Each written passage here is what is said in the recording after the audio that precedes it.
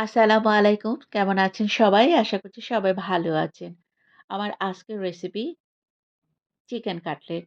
আমি এখানে ২ cup chicken কিমা নিয়ে নিয়েছি।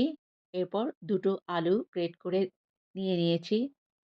বেশ খানিকটা পেঁয়াজ কুচি দিয়ে দিয়েছি। এরপর দিয়ে দিচ্ছি স্বাদ মতো লবণ, ১ চা চামচ জিরের গুঁড়ো, ১/২ চা চামচ গরম মসলার গুঁড়ো, চিলি ফ্লেক্স, কাঁচামরিচ কুচি। আপনারা যে যেমন ঝাল খাবেন ঠিক ততটাই দিয়ে নেবেন।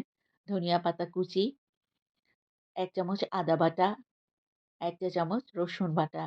এবার সবকিছু ভালো করে আমি মিশিয়ে নিচ্ছি। এরপর আমি দিয়ে দেব ২ টেবিল চামচ ব্রেড ক্রাম্ব এবং ১ টেবিল চামচ বেসন।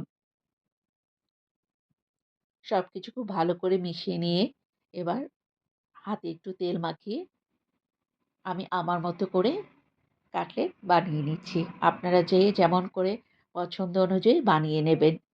চিকেন কাটলেট আমার তৈরি হয়ে গেল। এবার আমি চিকেন কাটলেটগুলো ভেজে নেব। এবার ডিমের সাদা অংশে ডুবিয়ে নিয়ে আমি চিকেন কাটলেটগুলো ভেজে নিচ্ছি। চিকেন কাটলেট খেতে কিন্তু দারুণ মজা।